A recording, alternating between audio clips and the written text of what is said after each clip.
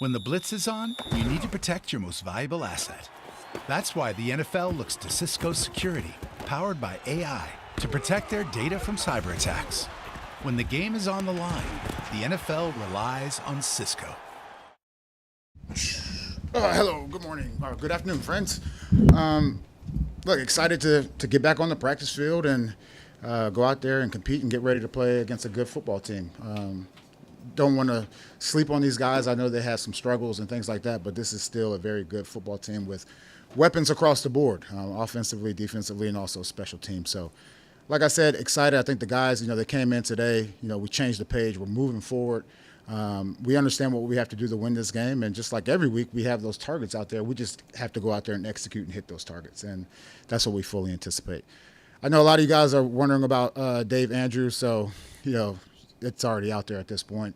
It's going to require surgery, and he will probably go on IR and be done for the season.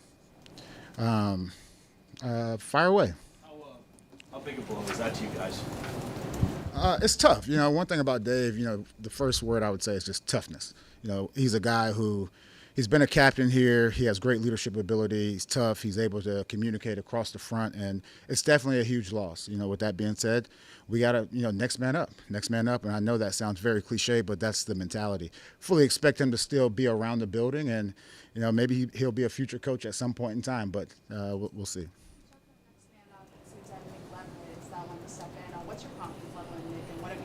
Yeah, I thought Nick did a decent job stepping in there this past game, and now that he'll get more reps during practice, you expect him to continue to get better every single day. So that's our expectation. Jerod, you mentioned earlier this week that you and Elliot were going to meet, talk about sub and alignment and stuff, people that were out there, and talk about that. Any updates on that about possibly bringing somebody in? Not at this current time. And we talked about the question here was about the veteran offensive linemen that were out there, and so we're not on that at this current time. How important is the position of center in this offense as far as being kind of the one in charge? It's very important. I always say, you want to see the same picture, and it starts with the center. It starts with the quarterback and the center and the quarterback, I would say. So it's definitely important as far as being on the same page, IDing the mic points and all those stuff. So, with that being said, Nick, he can do it. He's proved that he can do it, and hopefully he continues to get better. Understanding how important David is to the offense, how does his injury affect the plan for Drake? I would say those are independent of each other. You always want to have a veteran center in there, but with that said, they don't tie in together. How do you not let a woe is me attitude take hold when you see the injuries starting to affect key guys? For us, it's about mental toughness. It's about mental agility, and we won't be rigid in our thought, and we're going to try to put the best team out there. I'm not really a big woe is me or anything like that. We knew going into the season we would take our lumps, and even after the first game when we beat Cincinnati, we understood that this is unsustainable as far as winning that way. With that being said, there have been things that we've done well, especially after the first two games. Those were competitive games. The third one wasn't so competitive, and this past one, we still had an opportunity as bad as we played. And I think it still comes down to execution. Jerod, looking at your season now, 4 games through, are you not playing Drake because you're concerned he's going to get hurt? I'm not really thinking about that. Look, Jacoby's our starter. He's our starting quarterback this week, and I think Jacoby has showed a lot of toughness out there. Going back, even looking at the film, there are times where an average guy would not be able to get back up, and I think he's done a good job with that. Jerod, have you at all considered giving Antonio Gibson a start this weekend, given Ramondre's fumbling issues and That's definitely under consideration, and I've had multiple conversations with Ramondre. But look, we can't preach that ball security is job security and still have him out there the majority of the time. So I think it sends a stronger message to the players that there are certain things that we just can't do to win, especially with the team that we have today. How do you see the point on that with the edge stuff? Are you at the same point? Yeah. Keon just on the first couple third downs there, but he doesn't always play there. That's right. He doesn't. Look, one thing I'll say about Keon, and once again, if it was something that was happening on a week-to-week basis, like the fumbling with Ramondre, that's a little bit different with Keon.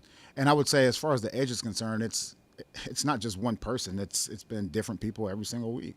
Look, if you were to take a snapshot, and I think it's important to remember that we are still early in the season, but Keon has been one of our most impactful players, and we look forward to his continued growth. But again, it comes down to execution. It comes down to discipline. It comes down to doing what's right for the team and not for the individual. And I would say, when you go back and look at some of those plays, you think, look, we're not good on third down. Why? It's not because we're not covering guys. It's because we're giving the quarterback a chance to get outside the pocket.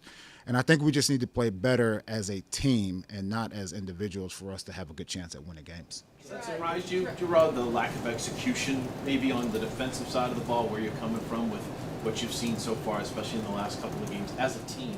Yeah, as a team. And look, I take 100% accountability for that. Like, it's my job to get these guys on the roster ready to go out there and play at a high level. And the last couple of weeks, we just have not done that. So I'll take that one. Jerod, you described your first win at Cincinnati. So rude. No, play. Go ahead.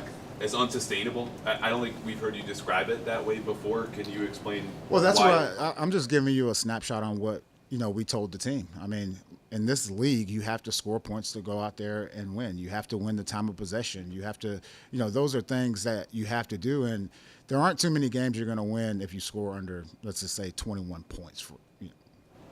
Jerod. There you go. Then no one says anything. Go ahead. You just said that you guys have to play more as a team.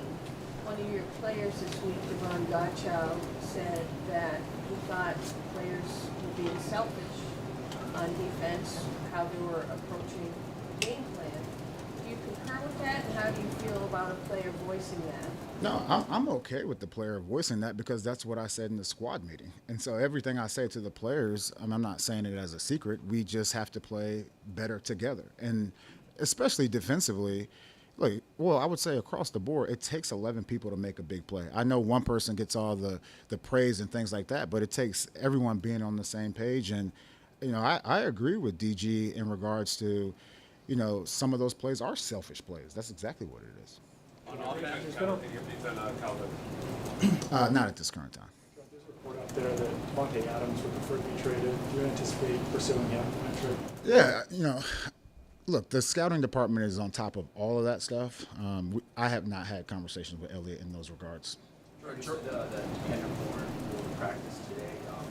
Any updates on Salem Taki and Marquez Matthew? All three of them will practice today. On the offensive side, it looked like last game, Polk and Douglas were a little upset that they weren't getting the ball at certain points. Yeah. What's going on the offense? One thing I would say is, as a team, we don't want to show or voice our frustrations on the field like that, as visible to everyone. I will say, look, it's good to have guys that want to go out there and make plays, guys that want to go out there and compete. And it's a natural human instinct to be frustrated when things aren't going your way. Look, things aren't going our way as a team right now. And am I frustrated? Absolutely. But I understand that we have a lot of work to do. It's the first quarter of the season. Now we're going into the second quarter of the season, and hopefully we're getting better. As somebody's trying to establish a program here, you've lost Bentley and now Andrews. How challenging does it make it for you to lose guys that could be sort of guys that carry your message to the rest of the locker room? Yeah, sometimes I feel like, being a captain this year is like the Madden curse at this point. We've lost a lot as far as our captains are concerned. With that being said, I think, guys just have to step up. Guys have to step up, and I know that the players understand that everyone has to take their game to the next level. I know the coaches understand that we have to demand more of our players to go out there and play winning football. Does it concern you at all, though, if things are hard, and things are hard right now for you guys, that not having those players could make it tough for the locker room to remain together? Yeah, I'm not worried about the locker room, especially at this current time. And I would also say the players understand it's still early in the season. And so we'll see what it looks like going forward. After Bentley went down to Doug Captain, any plans similarly with Davey? Well, look, we just had that conversation here over the last couple of days, and I haven't put much thought into that as of now. We haven't had a chance to talk to Ben McAdoo in a while. I'm just wondering if you can offer any insight into what his role looks like throughout the week and how much he contributes to the offensive game. Yeah, he does a lot for us. He does a lot on the offensive side. He's in all those meetings, the game plan meetings, but he also does other things. I don't want to get too specific, but some of those are, let's call it, not. It's kind of like assistant head coach's coaching role. I bounce a lot of ideas off him. He's been in the league for a long time. He's coached every position on the offense, and he brings tremendous value every single week. Jerod, with Sione, Marte, and Kendrick, would it be unrealistic to expect those guys to play this week? I wouldn't say it's unrealistic. I think we have to sit here and see how the next couple of days go. And look, even those guys are at different points as far as, I'm not going to say, 100%, 80% and all that stuff, but I would say those guys are at different points. And they'll practice, depending on how their body feels. We go through our individual drills, and we'll take it from there. Rob, what's your message to the team? Go ahead, Zoe. How important is it to get a guy like Kendrick Bourne back both on the field and off the field? 'Cause he's a vocal guy. No, that's right. It's very important. I would say he brings great energy everywhere he goes. So going back to, missing some of those guys or leaders I know he wasn't voted captain, but he did have a significant amount of votes from his peers. And I thought that said a lot for a guy that didn't practice. Just his energy and his vibe is contagious, and can't wait till he's out there making plays. I think from the outside looking in, it kind of looks like everything's kind of collapsing, on you guys. What's your message to the team this week as you get ready for the Dolphins? Yeah, we always talk about the process, and look, you can look around the league and look at what we would call established coaches at this current time, but there was a time in their career early on where they probably were getting killed too. I think about Dan Campbell, I think about Shanahan, I think about all those guys that had to weather the storm, and that's what we'll do. And it starts with me. I'll weather the storm. You can write whatever you want. That's your job, and I understand it. I used to work in media. I understand that you guys have a job to do, and I ignore the noise, and my responsibility is to put a winning team together, not only for now but also in the future.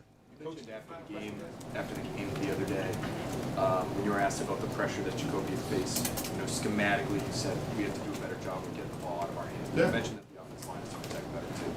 When you say schematically, I think of Alex Van Pelt. How would you assess the job that he's done through 4 games? I think there's no problem. I mean, look, there are things you always want to look back on game plan wise and say we should have done it this way. With that being said, I think we all have to take some accountability. The quarterback, the O-line, the coaches, all of us have to take a piece of that accountability to be on the same page and put a productive offense out there. All right, guys, have a good one. Thank you.